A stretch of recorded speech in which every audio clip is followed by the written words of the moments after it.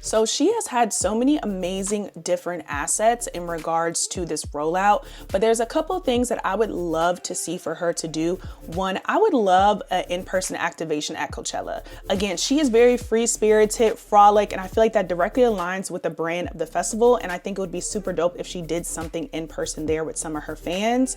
I also would love to see a documentary behind the scenes about this, right? Because she said that this album represents healed, so I would love for her to have some type of YouTube docuseries to go and discuss behind the scenes of like what this really means to her and what that looks like. Also, a couple of her fans have curated different vinyl designs, and I think that tapping more into the fan favorites and the fan art, I think would be a great way to even further connect with her community.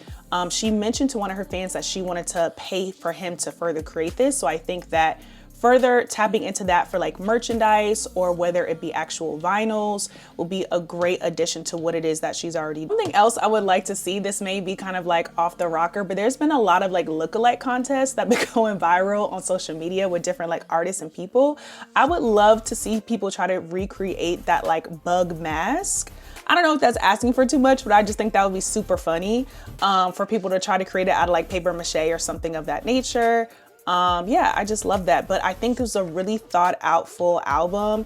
They said that this has surpassed over 11 billion, the deluxe has passed over 11 billion streams on Spotify. So obviously she's doing something right.